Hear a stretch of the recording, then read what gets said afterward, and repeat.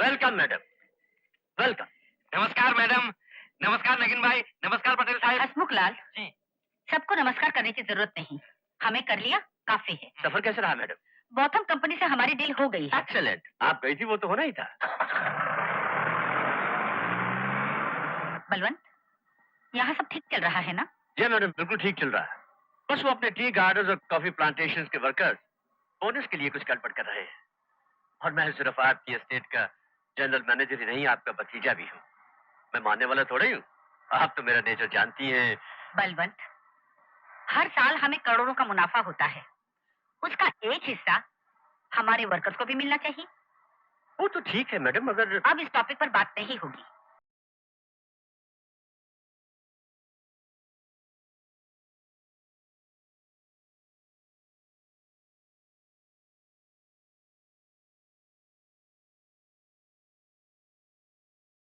Yes madam. Ravi की तबीयत तो ठीक है? जी मैडम, बाबा साहब बिल्कुल ठीक है। कहाँ है वो? उन्हें कहीं से फोन आया था, वो बहुत जल्दी में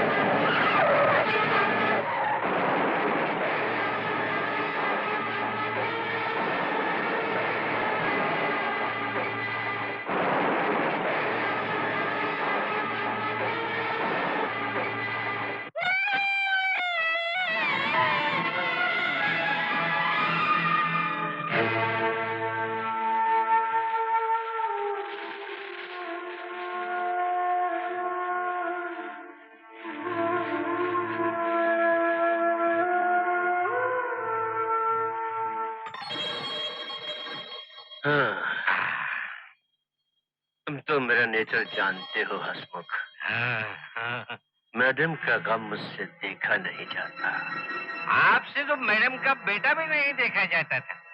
जब कार के ब्रेक की डिबरिया ढीली करके उसे ठिकाने लगा दिया तो गम का भी कुछ बंदोबस्त कर देंगे आप।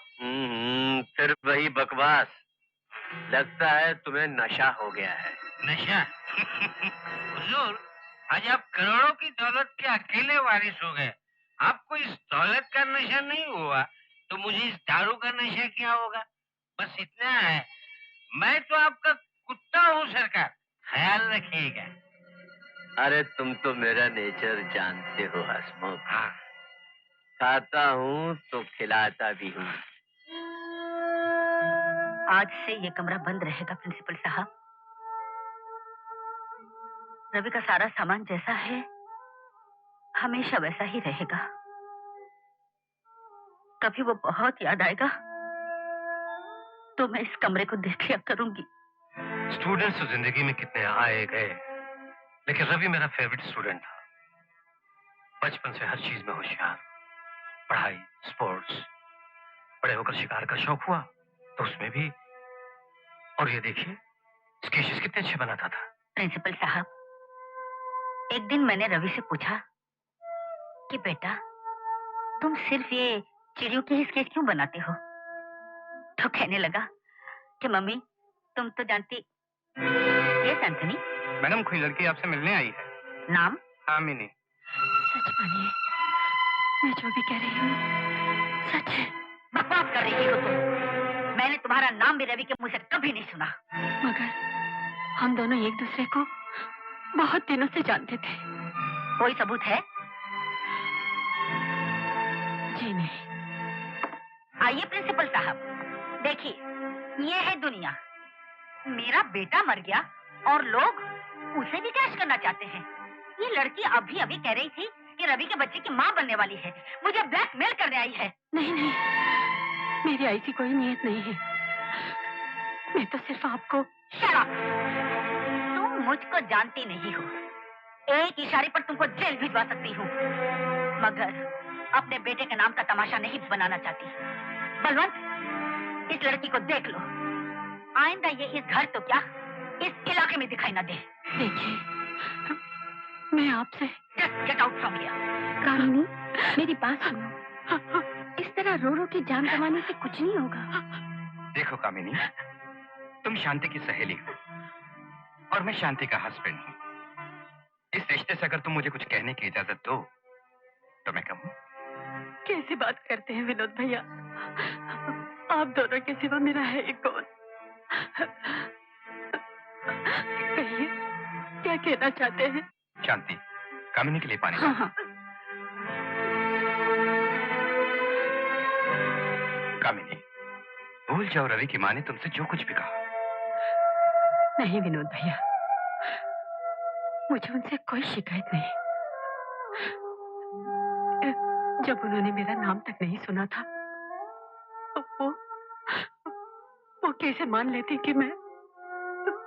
विनोद, आया भाई साहब। विनोद, ये आजकल इस घर में क्या नाटक चल रहा है भाई? जी भाई साहब। तुम्हें ध्यान रखना चाहिए, हमारी जॉइंट फैमिली है। मेरी 2 जवान बेटियां हैं। कामनी जैसी लड़की इस घर में रहेगी तो मोहल्ले में 10 कहानियां बनेंगी। मेरी बेटियों की शादी नहीं हो पाएगी। भाई साहब प्लीज जरा आहिस्ता बोलिए। वो साथ वाले कमरे में बैठी है। अरे आहिस्ता क्यों बोलूं? 2 चोरी की है मैंने। तुम एक बात साफ सुन लो विनोद, अब वो लड़की इस घर में नहीं रह सकती।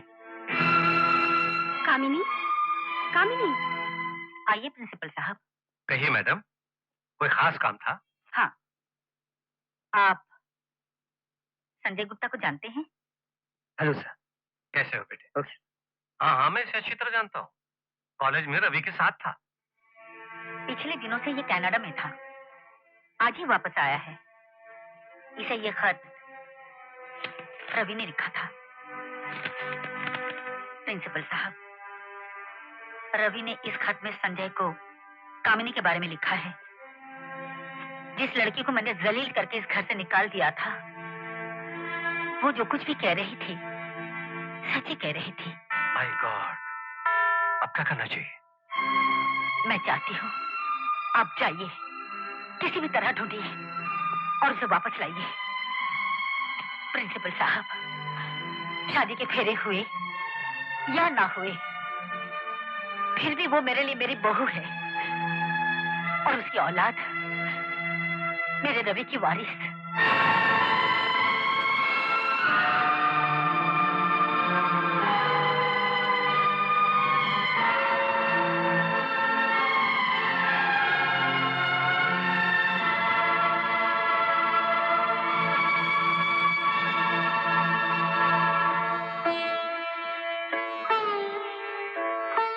कहीं नहीं मिली वो, 1000 तलाश किया। गलती हुई है मुझसे, प्रायश्चित करने का मौका तो दे दो।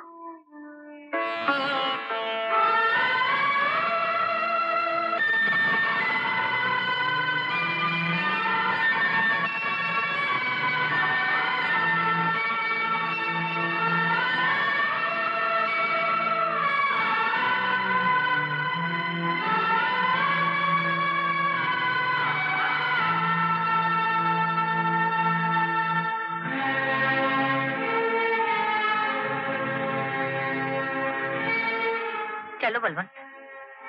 जी मैडम। एक बात कहूं मैडम, परसों से आप इस मंदिर में आकर एक ही मुराद मांग रही हैं। क्यों नहीं आप मुझे अपने गम में शरीक कर लेती? मैं भी प्रभु के सामने हाथ जोड़कर ये प्रार्थना करूं कि कहीं से कैसे भी कामनी और उसकी औलाद को आपसे मिला दे। जो पाप मुझसे हुआ है उसका प्रायश्चित भी मुझे ही करना है बलवंत। मगर इतने दिनों से आप जो गम झेल रही है, मैं सोचता हूं तो मुझ पर क्या गुजरती है। अब क्या बताऊं मैडम, आप तो मेरा नेचर जानती हैं। बलवंत, मैं जितनी बार इस मंदिर में आई हूँ, मेरा विश्वास और मजबूत हुआ है। कि एक दिन मुझे कामिनी भी मिलेगी और इस दुनिया में रवि की बेटी या बेटा जो भी है वो भी। मैं उसे देखे बिना मरने वाली नहीं हूँ।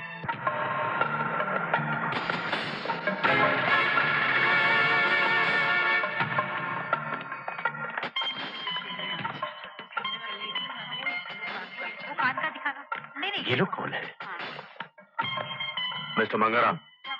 Yes, I am from anti corruption. ये रहा मेरा card, chief inspector Datta Dharmadhikari. मगर आप यहाँ क्यों? मिस्टर मंगाराम, हमें रिपोर्ट मिली है कि आप गैर कानूनी सोना खरीदते हैं और बेचते हैं। ये मेरी टीम है, इनमें से किसी का भी आइडेंटिटी कार्ड आप देखना चाहें तो आपको राइट है। लेडीज एंड जेंटलमैन, ये एक ऑफिशियल रेड है और जब तक ये चल रही है ना कोई बाहर जा सकता है ना कोई अंदर आ सकता है। Oh my God!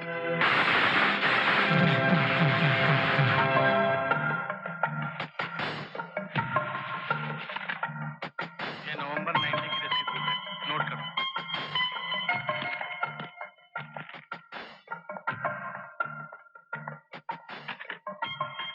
$125 gram.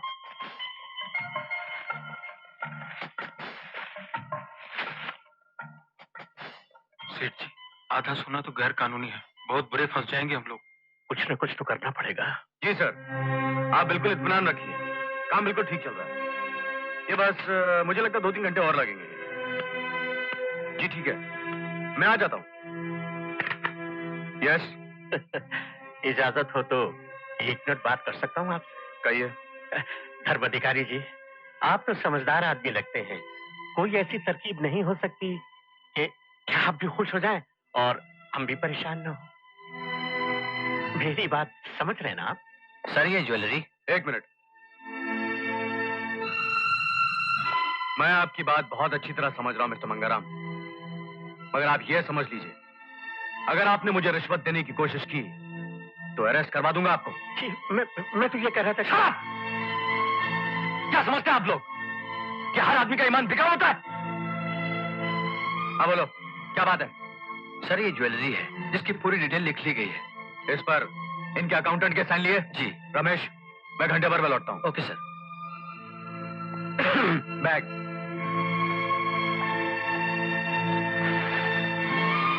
Thank you. Thank you sir.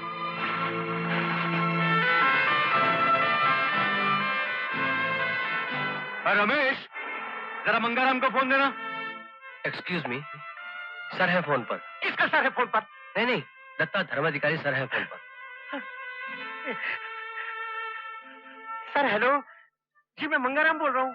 Mangu, इतनी उम्र हो गई तुम्हारी लेकिन बचपना नहीं गया। जी? अब सुनो तुम्हें करना क्या। उन लड़कों से कहो कि अपने अपने घर जाए, तुम दुकान पर लगाओ ताला और सीधे लपको पुलिस स्टेशन। जी? Police station? अरे दिन दहाड़े तुम्हारी दुकान लुट गई, पुलिस में रिपोर्ट नहीं लिखवाओगे क्या? लुट गया।